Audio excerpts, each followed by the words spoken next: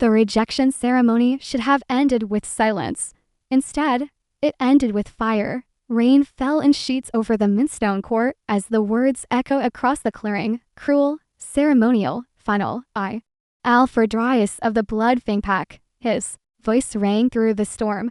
Reject you, Liana Moon, as my mate. The gathered wolves bowed their heads, not in sorrow, but submission. No one spoke. No one looked at her except him. Dryas. His golden eyes, once soft when no one was looking, were now hard as forged steel. His voice didn't crack. His jaw didn't tremble. He said it like a king casting down a peasant. Liana didn't cry. She didn't beg. She didn't even blink. Instead, she stepped down from the altar. Her white ceremonial dress soaked and clinging to her skin. Her bare feet silent on the wet stone as she passed the wolves who once called her Luna in waiting. None of them stopped her. Not even her so-called friends. Not even her father, the baiter, who stood stone-faced near the back. And especially not Darius. As she reached the edge of the circle, the wind rose. Lightning cracked. The flames of the ceremonial torches hissed and went out. Only then did the whispers begin. She didn't even fight for him. She was always too quiet for Luna. I heard she came from the hollow bloodline. Cursed blood. They say she's dangerous. That last one was right. But they didn't know how right. Liana didn't stop walking until the pack lands vanished behind her and the scent of pine and mist replaced the salt sweat stench of wolves. She didn't shift. She didn't run. She simply disappeared. The storm swallowed her whole, and for weeks, no one saw her again. 2 months later, Northern Territory Est full moon hung heavy above the frost-licked trees. But Liana didn't raise her head to it. She crouched in the underbrush, breath shallow, eyes glowing with quiet warning. She wasn't hunting. She was being hunted. And they were getting close. Not Darius. Worse. Outlanders. Rogues who didn't care about bloodlines or ceremony. They were here for something else, for her secret. She clutched the pendant beneath her shirt, a crystal black as onyx, veined with crimson. It pulsed against her skin in sync with her heartbeat. The mark of the Moonveil curse. It wasn't supposed to survive. It wasn't supposed to awaken, but it had, and now, the very thing the elders had buried, the thing that had cost her mother her life, pulsed inside her like a second soul, and it was growing. You can't run forever. Came a voice behind her, male. Familiar to familiar. Liana didn't turn. Instead, she whispered, "You shouldn't have followed me." A step forward. "Did you think I wouldn't recognize your scent?" The voice said, low and smooth and cold as riverstone. "You think rejection breaks a true bond?" Finally, she turned, and there he was. Darius, clad in black, hair wet, a hunter's blade strapped across his back. But his eyes, those same golden eyes that had once softened for her in moonlit moments, were unreadable now. "You left the pack," he said. "You threw me out." "I released you?" "No, Darius," she said, voice trembling not from fear, but restraint. "You unleashed me." The air between them crackled. His eyes flicked to the pendant now glowing faintly through her shirt. "You have it," he said flatly. "You knew." "I knew enough to fear it." She took a step back.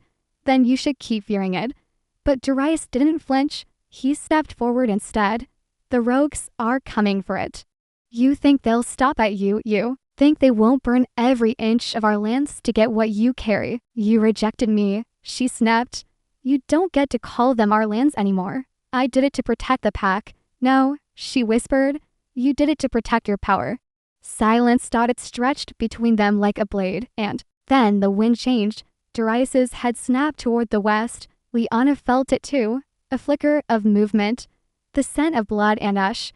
"They're close," he muttered. "They're already here," she said. As if summoned, a howl shattered the night. Guttural. "Wrong. Rogues." Darius growled. "We have to move. I don't run with you anymore." "Then die alone." He turned to go, but she didn't move. And just before he vanished into the dark, she said quietly, "I didn't just inherit the Moonveil." He paused. "I activated it." Another pause. "What does that mean?" Liana raised her hand. The crystal flared through the fabric. The air around her shimmered, and the trees began to burn. The flames didn't burn her. They bent around her like water. Darius stood frozen, his boots crackling against the black and leaves, stunned by the sight before him. Trees that should have gone up like tinder curled inward instead, their bark glowing with veins of red light. Like her pendant, like her veins, Leanna's eyes were white hot. Not glowing yellow like a shifter, not gold like his own, but a fierce and natural silver, as if moonlight itself had possessed her. And then, just as suddenly, it ended. She collapsed to one knee, the pendant dimming, the air going still. Darius moved on instinct. He dropped beside her, catching her before her forehead hit the dirt. "Don't," she whispered, pushing weakly. "Don't touch me." But he already had and what he felt wasn't just heat or blood or the soft thrum of a heart. It was power. Ancient, alive, feral. "What did you do?" he asked, voice low. She looked up at him, her face pale but defiant. "What you were too afraid to." They didn't speak as they moved through the woods, fast, low, silent. The road pack would track the flare of her magic within minutes. She could barely stay upright, her energy drained by the burst. And Darius hadn't stopped looking at her since. Not in anger, not even suspicion, but something worse. Pity. She hated that more than rejection. Finally, when they reached a half-collapsed stone outpost deep in the abandoned lands, a place once used by border scouts, now moss-eaten and forgotten, she pulled away from him. "I'm not your responsibility. You've never been," he said evenly. "Which is why I've always failed you." She turned. "What does that mean?" He didn't answer immediately. Instead, he pulled a rusted lantern off a hook and lit it with a flick from his flint. The glow painted his face in amber shadow. "When we were children," he said, "I heard the elders whisper about you, that you were born on the wrong night, that you carried something unstable, that the moon veil touched your bloodline." "I know," she said coldly. "I heard the whispers too. I believed them," he said. "And I hated myself for it." Silence stretched again. Liana lowered herself to sit on a broken bench, her body still aching from the surge. "Why are you here?" Darius, really? He didn't answer right away. Just walked over and knelt in front of her, his golden eyes unreadable. "Because when the rogues came looking for the moon veil," he said softly, "they didn't ask for it." She frowned. "Then what?" "They asked for you." Hours later, after patching the roof and sharing the last of the dried meat he'd carried, they sat across from each other by a weak fire. Liana hugged her knees. Darius leaned back against the far wall, arms crossed, watching the flame dance. "What happens if they catch me?" she asked suddenly. Darius didn't hesitate. "They'll cut the crystal from your body, use it to burn the northern territories to ash, then come for the rest. And if you had cut me first..." He was quiet for too long. Finally, he said, "I didn't come to kill you, Liana. But you came with a blade." He met her eyes. "Because I didn't know if I'd need it." She nodded slowly. "Good," she whispered. "Because you might still." Just before dawn, she stirred from where she slept near the fire and saw him sitting beside her, not touching, but watching. His eyes weren't gold anymore. They were tired and full of something she hadn't seen in a long time. Regret. She didn't speak. Instead, she reached into her cloak and took out the pendant, now cracked at the edges, and held it toward him. "What's that?" he asked. Though he clearly knew a choice, she said. He looked at her hand, then her face. "Either we run from this together," she said softly, "or we burn it all down." His eyes didn't flinch. "Together," he said. By the time the sun broke through the clouds, everything was quiet. Too quiet. The birds didn't sing in these woods. No crickets chirped. No wolves howled. Even the wind felt hesitant, as if the trees themselves were listening for something. Darius woke first. His body trained for vigilance, for movement, for war. But today, as he sat in the shadow of a crumbling outpost beside a woman he had once sworn to reject, his instincts whispered something far stranger than fear. Curiosity. He looked at her. Liana slept facing the fire, her cheek resting on her folded arm. Strands of dark hair climbed to her lips, her lashes flickering slightly with dreams. She looked human, breakable, peaceful. But he knew better. She had summoned fire without flame, moonveil energy without a full moon. And when she touched the crystal, he had felt it, not just heat, not just magic, but a voice, something older than both of them, something that had spoken his name. He had told no one about that. Not yet, not until he knew what she was. When she woke, her first words weren't a greeting. "They're still tracking us." Darius didn't ask how she knew. She just knew. They packed up what little they had and headed north through the deadwood, a place even the pack had avoided in their strongest years. Blackened trees, ash underfoot, no life, no scent trails. But Liana moved through it like she had walked it before. Darius kept pace, but his thoughts were elsewhere. "Where did you go after the rejection?" he asked. She didn't look at him. "North, alone." "Not always." He frowned. "Who did you meet?" "Ghosts," she said. "Monsters, things your elders said didn't exist, like the moonveil." She glanced sideways at him. "No, worse, they stopped by a frozen stream to rest."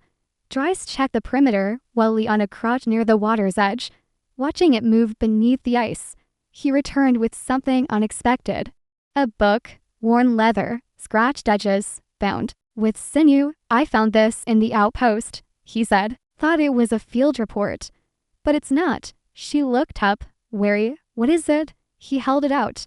"Your mother's journal." Liana stiffened. Her hands trembled slightly as she took it. Inside, the pages were lined with sharp, looping script, words written in ink and dried blood, dates, symbols, notes about the phases of the moon, entries about nightmares, omens, visions. Then one phrase repeated again and again. "The moon veil lives. She will carry it. She must never awaken it." Leanna's breath caught. "My mother was trying to suppress it. She knew you were the vessel," Darius said quietly. "And the pack let her die anyway." Darius didn't deny it. They sat in silence again, the snow beginning to fall in soft flakes around them. "You don't look at me the same," she said suddenly. He met her gaze. "How do I look at you? Like you're not sure if I'm a weapon or a warning?" He swallowed. "Can you blame me?" "No," she whispered, "because I don't know either." That night, they made camp near a ridge of black stone, jagged like wolf's teeth, cutting up through the snow. Liana stared at the stars. Her fingers curled around the now dormant crystal at her throat. Darius finally asked what he'd been holding back. "Why didn't you tell me before?" She didn't pretend not to understand. "Because you never asked." "Who I was," she said. "Only who you wanted me to be." He felt that like a blade. "I didn't think you'd want to carry this alone," he said finally. She laughed, bitter and soft. "You didn't think at all." She turned away. But before she could retreat fully into the shadows, he said, "It spoke to me." She froze. "What?" "The moon veil," he said, "when you activated it." She turned back, slowly. Her voice trembled. "What did it say?" Darius looked her dead in the eye. "It said your real name." "What do you mean it said my real name?" Leanna's voice wasn't angry. It wasn't even panicked. It was scared. She didn't do scared. Darius saw her freeze, her arms wrapped tightly across her chest, even though the fire between them had grown hot. She didn't move when he stepped closer, didn't blink. He chose his next words carefully. It whispered something when the crystal flared. "The first time. In the woods." "What did it say?" "Not Liana." "It said," he hesitated, "Alara." Her knees buckled, and she sank down beside the fire. "Not from weakness, but from memory. I haven't heard that name since I was a child." Darius waited. Leanna's voice, when it came again, was almost too soft for him to hear. "It was my name before my mother died. Before they buried her and told me to forget everything she ever taught me, they renamed you." She renamed me, said it would keep me safe, said no one must ever know the bloodline was still alive. The hollow bloodline. She nodded once. "We're not just shifters. We're something else. We were cursed by the first moon goddess, not because we were evil, but because we refused to serve." Darius had heard whispers of that myth, buried under generations of alpha pride. A line of werewolves who didn't shift at the moon's command, who changed by choice, who could wield both the gift and the curse of the moon veil. But they had all been wiped out. Or so he thought. You're the last, Liana nodded. And now, thanks to the crystal waking up, the rogues know. Later that night, as the wind howled around their small cave shelter, Liana was curled under a threadbare blanket, her breath visible in the cold. Darius sat against the far wall, knife across his knees. Neither of them spoke for a long while. Then, you were always kind, she said softly, eyes half closed. Darius looked up, surprised. What? When we were kids, you were the only one who didn't laugh when I couldn't shift with the others? The only one who helped me when the elders said I was defective? He didn't speak, but she saw his throat tighten. And then, she whispered, you became alpha, and you had to stop being kind. His jaw clenched. It wasn't about you, he muttered. It was about them. The council, the laws, the rule. I know, she said. But I loved you anyway. Silence. A long one. Then he said, you still do? She didn't answer, but she didn't look away either. At dawn, they shared breakfast in silence, just dried meat and foraged berries. But somehow, it felt like more. A communion, a beginning. And later, when Liana stumbled crossing a patch of frost-glazed stone, Darius caught her before she hit the ground. Their hands lingered. So did their eyes. Sorry, she said, breathless. You're not allowed to fall, he replied, helping her steady. I don't have the strength to watch you get hurt again. A heartbeat passed between them. Then another. And then she said, barely audible, I don't want to hate you anymore. Darius swallowed. Then don't. That night, as they camped high in the cliff woods overlooking the valley, Liana finally spoke her greatest fear. I can feel it, she said. The moon veil, it's waking faster now. And I don't know what happens when it fully awakens. Darius moved closer, watching her face. Do you think you'll lose control? No, she said. I think I'll lose myself. Then she turned to him. I need you to promise me something, anything. If I change into something I can't come back from, something that isn't me anymore. No, Darius, I won't promise to kill you, Liana. She flinched, and he softened his voice. Because I'll never believe you're beyond saving. They heard the howls before they saw the eyes. Not the mournful song of a pack under moonlight. No, these were short, sharp, guttural, hunting howls. Darius yanked Liana behind a fallen pine trunk just seconds before 5 shapes broke through the snow line. Sleek, fast-moving wolves with coal-colored fur and foam-flecked muzzles. Rogues, scarred, starved. The biggest among them paused, nose twitching. His eyes glowed a dull green. Not natural, not wolf-born. They've been enchanted, Liana whispered. Cursed. Darius corrected grimly. Look at their paws, charred, moonveil corruption. He nodded once, then motioned for silence. The rogue leader growled once, and the others began to fan out through the woods, moving with unnatural speed, sniffing, tearing through branches, flaring the snow like wild things. They were looking for her. Not the alpha. Not even the bloodline. The vessel. Liana's pulse thundered, the crystal round her neck, hidden beneath her shirt, pulsed faintly in warning. Then one rogue turned, sharply, sniffed the air, and howled. They'd found their trail. The chase was fast and brutal. Darius ran in front, drawing them away from Liana as best he could. But even he knew they couldn't outrun 5, not while protecting each other. They had to turn and fight. Liana drew up at a rocky overhang, natural choke point between boulders slick with frost. This is it, she gasped. We stand here. Darius dropped beside her, his breath fogging. You sure? No, she smirked faintly. But I'm tired of running. The first rogue leapt over the rocks, and Darius met him midair with a shifting roar that cracked the ice around them. Claws tore, teeth flashed.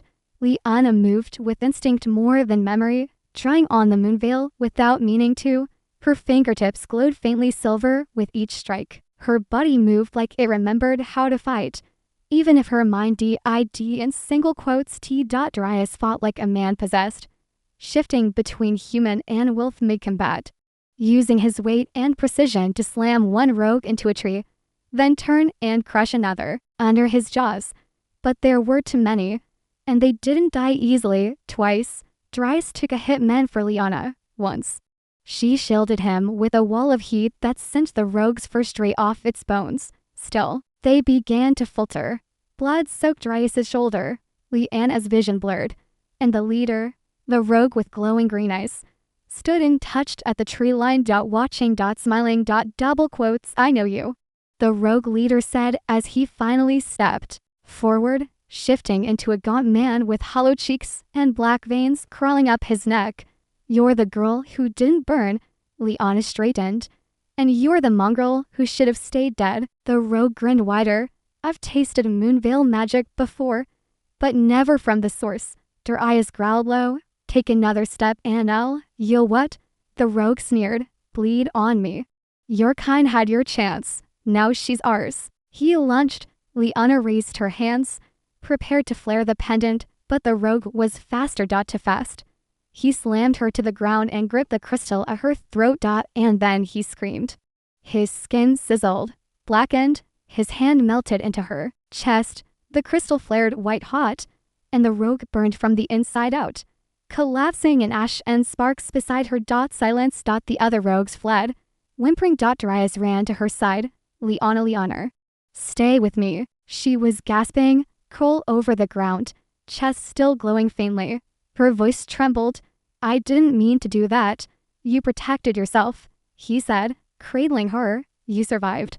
She looked up at him, eyes shining with tears. That's what scares me. Later, once the snow had begun to fall again, and the bodies had been buried deep in a crevice of earth, they sat around the fire, silent, shaken. Darius tended her wounds.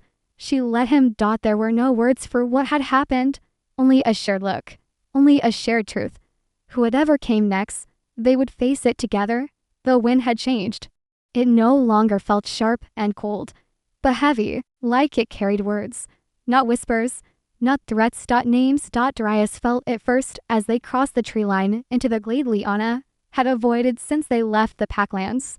The trees here bent unnaturally, curved inward like they were guarding something sacred or cursed. Moss grew silver underfoot. Stones glimmered with frost that never melted, no matter the season. This is the place, she said, her voice barely above a breath. The place where what? He asked. Even though part of him already knew where it began, where my bloodline was born. They moved slowly into the clearing. At its center stood a broken stone monolith, cracked down the middle. Symbols, some wolfish, some arcane, were etched into its surface. A faint pulse echoed from it. Darius could feel it in his bones. Lyanna stepped toward it, the pendant still glowing at her chest. She pressed a hand to the monolith. And everything changed. The wind stopped. The light dimmed. The trees fell silent. Then a voice, not a man's, not a woman's, filled the glade. Daughter of the hollow blood, you have returned. Her eyes froze. The stone vibrated beneath Lyanna's touch. She didn't pull away. Who are you? She whispered. The guardian, the record, the last voice of the Moonveil. The pendant flared brighter. Then came the visions. Not dreams, memories. Darius saw it all. A woman who looked like Lyanna, centuries older, standing atop a mountain as wolves bowed to her. A battle and fire where white-eyed shifters turned on their kind, led by silver-cloaked figures with no faces. A child, born with a glowing mark across her spine, wrapped in moonlight, and a prophecy. When the blood returns, the pack shall divide. The alpha shall kneel, and the vessel must choose, the flame or the fang. Then everything snapped back into silence. Lyanna fell to her knees. Darius caught her before she hit the ground, holding her close. Her skin was ice cold, her breath rapid. They lied to me, she said, eyes wide and distant. All these years, they knew who I was, what I carried. Darius said nothing, because what could he say? He'd seen the truth with his own eyes. She was more than just a shifter. She was the vessel of a power older than the pack itself, a power that could awaken or destroy everything they knew, and worse, the pack had tried to bury it. That night, Darius paced outside the cave, his mind racing. He didn't fear Liana, but he feared what others would do once they learned the truth. The elders, the rival alphas, the High Council. They would see her as a threat, a weapon. They would never let her live, not unless he claimed her, not out of love, though he knew that was there too, but out of law, out of right. If she were his mate, by tradition, she would be protected, tied to the alpha, off limits. But she had been rejected. Could that bond even be reforged? And more than that, would she even want it? Liana sat by the fire when he returned, staring into the flames like they held answers he couldn't give.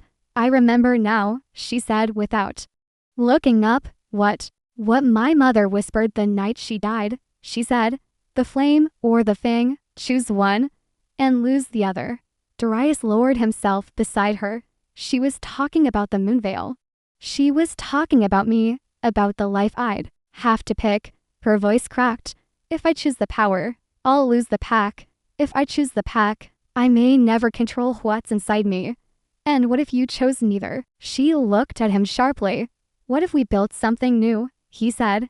Something outside their rules. Something where you don't have to choose. Her breath hitched. You leave the pack for me. He nodded slowly. I'd leave everything for you. The silence stretched long between them. Then she reached out, fingers trembling, and took his hand. Not in desperation, not in passion, but in truth. I'm not ready, she whispered.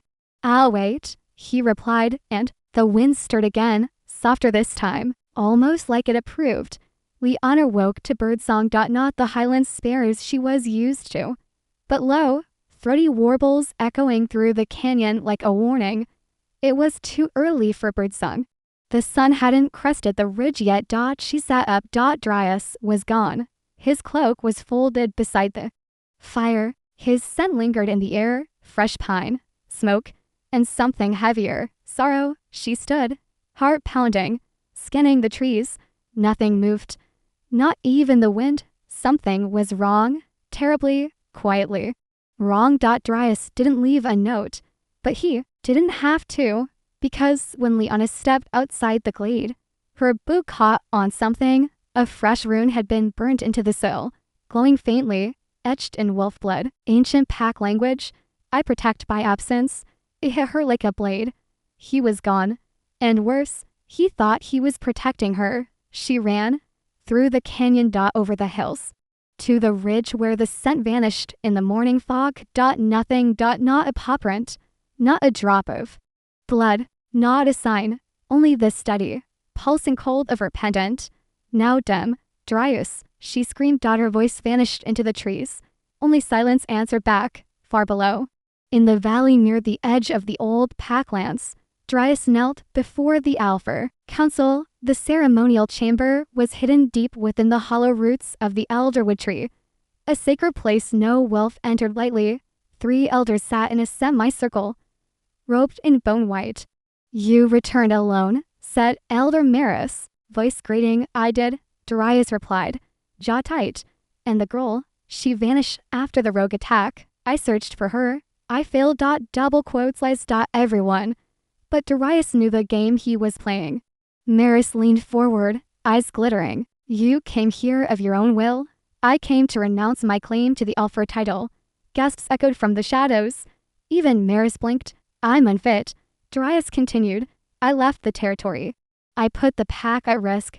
The blood right demands I step down. Do you think penance absolves treason? Another elder hissed. No, but it proves loyalty. Maris studied him for a long moment, then nodded. Accepted. They took his mark that night, the Alpha sigil branded into his chest. Burned it away with a shrewd and silver flame. Darius didn't cry out. Not when the flesh seared. Not when they bound him. Not even when they declared him lone wolf. It was the only way to protect her. If he wasn't Alpha, they had no reason to chase her down. No reason to suspect a bond still burned between them. He gave up everything. Everything. to buy her a few more days of safety. Liana returned to the glade only after nightfall. The fire had gone out, the runes had faded, and her heart had splintered. She dropped to her knees before the monolith and whispered, "What did you see? What did you show him?" The stone pulsed dimly. No voice answered this time, just a cold wind and the ache of absence. For 3 days, Liana wandered. She refused food, refused shelter. Every step she took deeper into the forest. The pendant grew colder, like it missed him too. Then, on the 4th day, she reached the northern border. Where the old rebel camps once stood, and where, now, rumors of a gathering storm were beginning to stir. Shifter packs, once scattered, were forming again, whispering about a girl who survived fire, a girl whose touch could kill, a girl the Alpha himself had hidden. They didn't know her name, but they were looking. And when she walked into the largest of the makeshift camps, cloaked in a tattered shell and ash-smeared skin, the crowd parted without a word. She stood before them, raised her head, and said, "My name is Liana Hollowblood, and I am not here to be hunted. I am here to end the war before it begins." Stuck in the hollow of the elder wood, Darius sat in chains. The elders did not trust his renunciation. They wanted more. Names, details. They would not stop, not until they had her. But he said nothing, and when the guard asked, "Why do you protect her?" Darius only smiled weakly and whispered, "Because she's the only thing in this world worth breaking for." He didn't look like the Alpha anymore, chained in the bowels of the elder with stronghold. Darius sat slumped against the wall, his wrists raw from silver cuffs, his once proud frame sagging with exhaustion. Dirt clung to his bare arms. A gash above his brow had dried into a black line. He hadn't spoken in days, not since the sentence was handed down. Exiled beyond the cursed river, where no wolf returned sane. He was ready to be forgotten. Until her scent filled the cell, lavender, smoke, and storm. His head snapped up, and there she was, standing at the iron gate like a ghost carved from moonlight. Liana. She looked no better than he did. Her cloak was torn, her boots caked in blood and frost, but her eyes, those wild, furious, burning eyes, locked onto his, and something inside him came alive. "Liana," he whispered. "Don't," she said, stepping forward. Her voice was hoarse. "Don't say my name like that. Not after what you did. I had to. You left me. I protected you. You abandoned me." She snapped, fists trembling. "You gave up your title. You let them chain you. You made me think." Her voice cracked. "You made me think I didn't matter." Darius stood slowly, chains rattled. "You matter more than the pack. More than the title. I gave them everything, because they would have come for you otherwise." She stared at him in silence, her breathing ragged. "Then, you don't get to make that choice for me." The silence between them was heavy, but not hollow. There was love there, buried under the pain. Still glowing. "Still there's." Darius lowered his gaze. "I thought if I stayed away, you'd be safe." "I'm not," she said. "Not without you." He looked up. And in her eyes, he saw it. The same fear, the same longing, the same ache that had been devouring him for weeks. "Then I was wrong," he murmured. Liana stepped closer to the bars, resting her hands against them. Her voice softened. "You were never meant to carry this alone, Darius. That's what the elders never understood. It's not about bloodlines or power. It's about bond, about trust." He swallowed hard. "I've done everything to earn yours. And yet," she said gently, "you never asked if I'd stand beside you." His jaw clenched. "I would have," she whispered, "even if it meant war." She reached into her cloak, pulled out the crystal.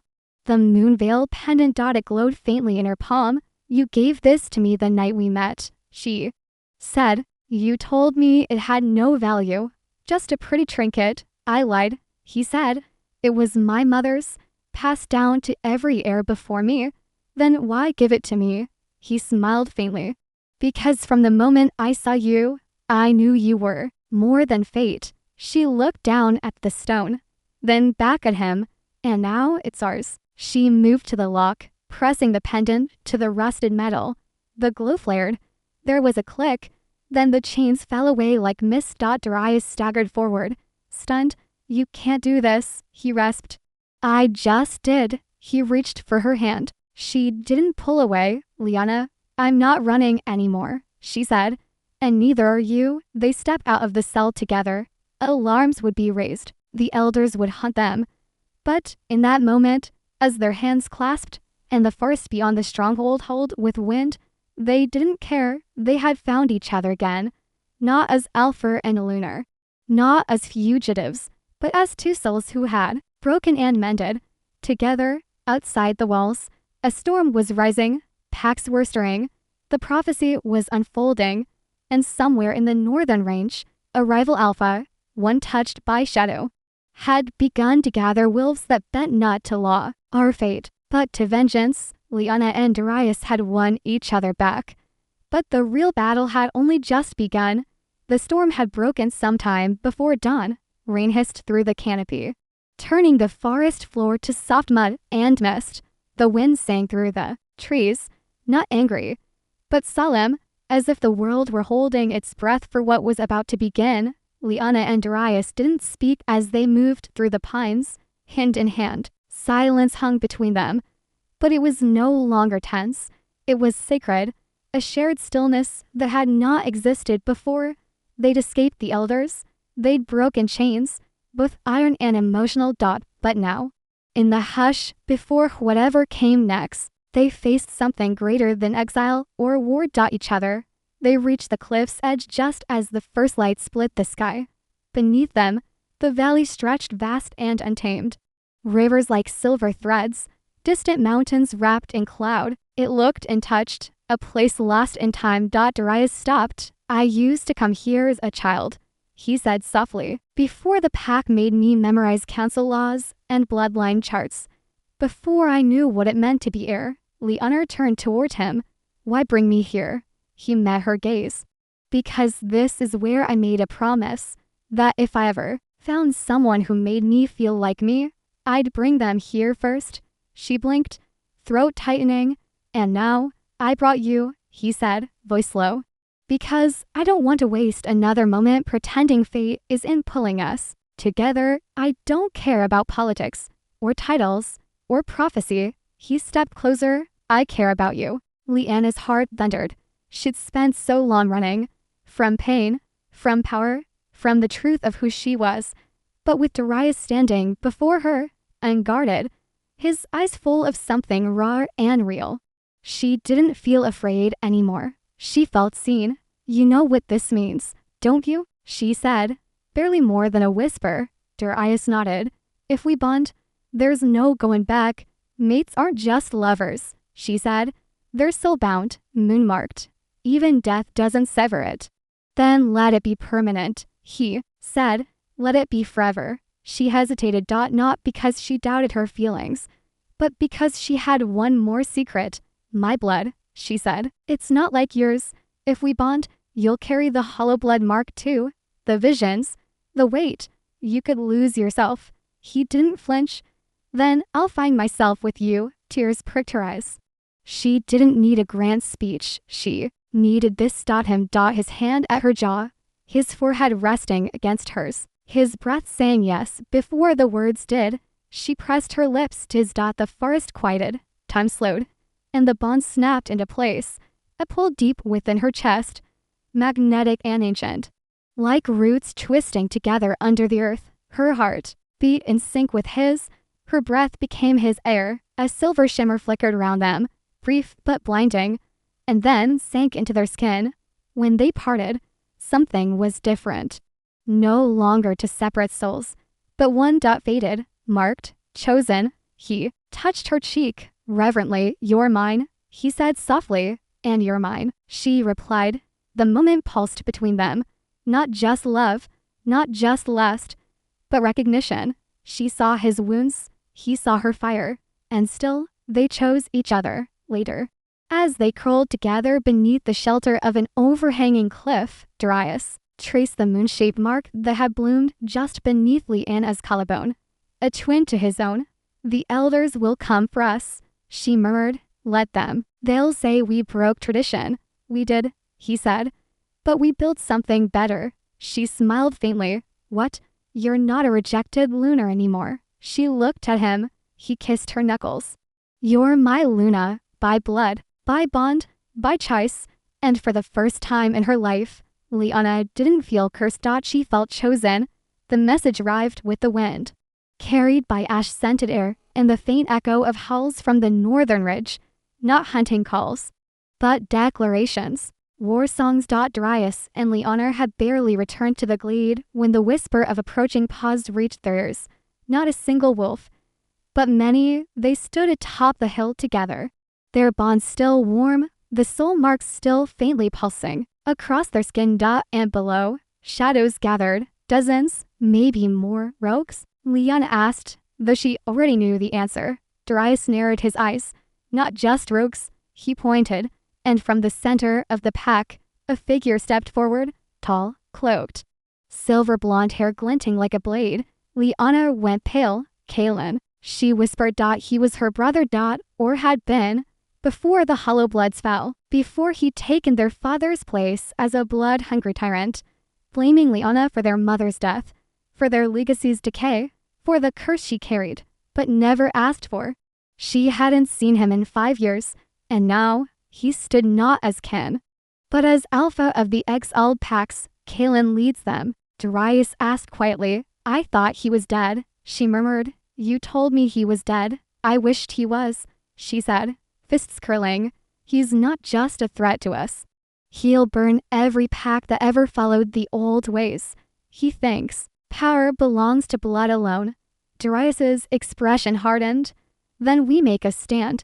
Kaelin's voice carried up the ridge like thunder. Liana Hollowblood, you are summoned by birthright, by flame, by the crimes you tried to bury in the dirt. Liana stepped forward, when catching her cloak. I buried nothing, Kaelin. You're the one who twisted our family into something monstrous. You left me, he snarled. You left us all to rot. You chose slaughter over healing, and you chose a stranger over your own blood. She's not alone, Darius growled, stepping beside her. And she never will be again. Kaelin's smirk was cold. The broken Alvar, the coward prince. His eyes gleamed as he added, how fitting that you died together.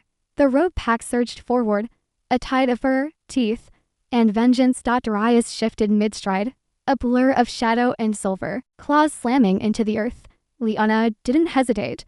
She tore the pendant from her neck and flung it into the dirt, unleashing the pulse of hollow blood magic that had long been sleeping beneath her ribs. The forest answered. Roots rose, wine held, and every tree seemed to bend toward her with recognition. She wasn't running anymore. She was the storm. The battle was brutal. Darius faced down Kaelin's generals, wolves twisted by rage and exile. Each strike he landed sent ripples through the bond. But Liana held the line, both with magic and fang, until the sky itself darkened with smoke. Kaelin charged through the chaos. His eyes locked on his sister. Traitor, he snarled, shifting. Mid-dash leap. She caught him mid-air. And as they tumbled through mud and fire, he spat.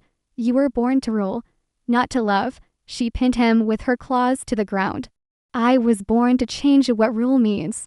He struggled, but she leaned in closer. Blood doesn't make a pack, she said. Love does. Then she let him go, not out of weakness, but because he had already lost. The rogues saw her mercy, saw her power. And one by one, they backed away. When the smoke cleared, the glade was littered with silence. No more snarls. No more blades. Only breath. And choice. Liana stood beside Darius, blood streaked across her brow, her mark glowing silver beneath her torn tunic. Kaelin knelt, panting, broken, not by strength, but by something he'd never understood. Forgiveness. Later, when the packs gathered again under moonlight, it was Liana, not Darius, who spoke first. I'm not here to lead, she said. I'm here to prove there's another way. She took Darius's hand.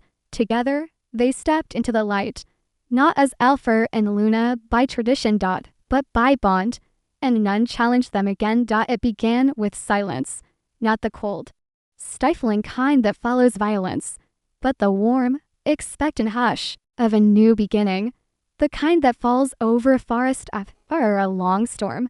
When even the birds seemed to wait before singing, Liana stood on the old stone altar, where blood oaths had once been carved, where executions had been whispered into the soil. And she poured water instead. Clean water from the river the packs once feared was cursed. The simple was simple, but the meaning was everything.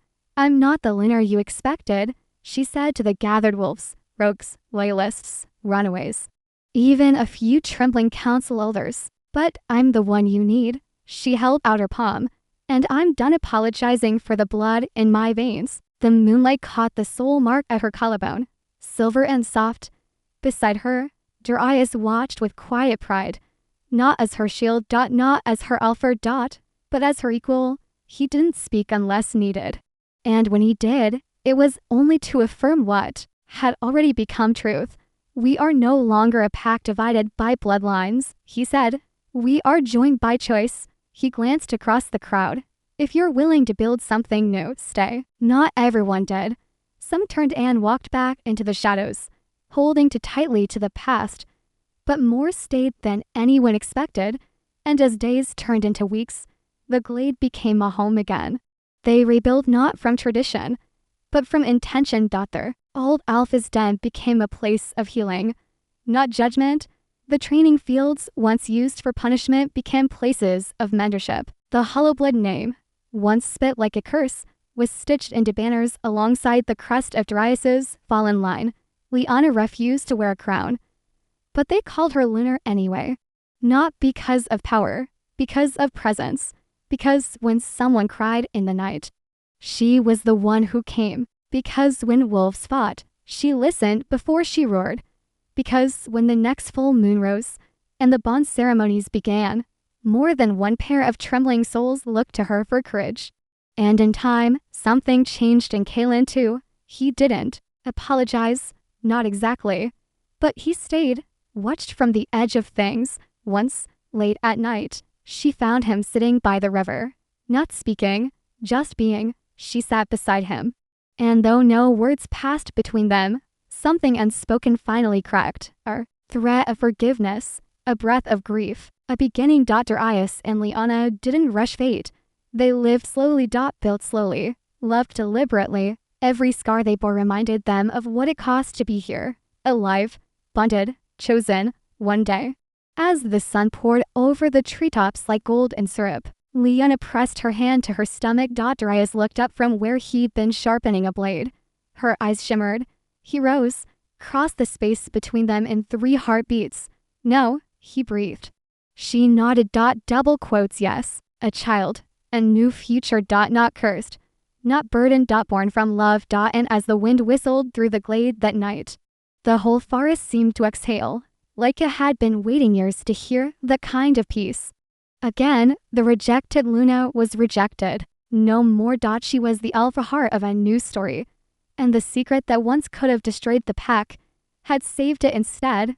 The moon was low and full, hanging like a pearl over the trees. Its light filtered through the leaves, casting soft ripples across the moss-covered ground where the glade met the river. Liana stood barefoot at the water's edge, her hand resting on the subtle swell beneath her tunic. She could hear the pack. In the distance, laughter, footsteps, the clink of pots and tools, life moving forward, rebuilding, becoming. Behind her, she sensed him before he touched her.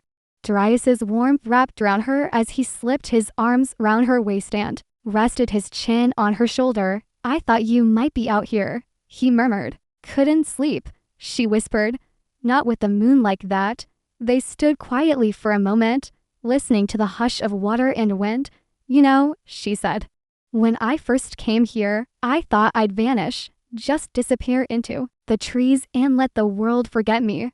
He chuckled softly. The world doesn't forget storms. She turned her head toward him. I was never trying to be one. I know, he said, but maybe you were meant to be. The past felt distant now, not erased, but softened at the edges. The girl who had run from her brother, from her own power, from the truth of her blood. That girl had learned how to stay. To forgive. To lead. The boy who had once been chained to a crown he didn't want, he had learned how to choose love over legacy. And somewhere in that choosing, they had forged something stronger than any tradition, a life of their own making. Do you regret it? She asked quietly. What? Everything we gave up? He drew her closer. Not for a second. She turned in his arms, facing him fully. His eyes glowed faintly with the last of the moonlight. He brushed his thumb over her cheek. We didn't give anything up, Liana. We traded it in. We chose each other. And look what we built. She smiled, a little wobbly. I still don't know what kind of parents we'll be. Probably stubborn, fiercely protective, mildly terrifying. She laughed. But, he added, if this child grows up never fearing who they are, if they grow up knowing love can rewrite anything, then we've already done enough. They sat by the river until the stars began to fade, their fingers laced, hearts quiet. There were still challenges ahead. Wolves would come. Secrets would test them. The world didn't change overnight. But their bond, forged in rejection, in blood, in flame, was unbreakable, and the pack that rose round them was no longer ruled by fear. It was ruled by choice. Liana leaned into him, her head against his chest. Promise me, she whispered, that we'll never become what they were. He kissed her temple. I swear it. And somewhere, deep in the forest, where the bones of old leaders lay forgotten beneath wildflowers and moss, the wind rustled gently. Carrying no prophecy, no warning. Just peace. Because the rejected Luna had not destroyed the pack, she had saved it, and in doing so, she had rewritten fate itself.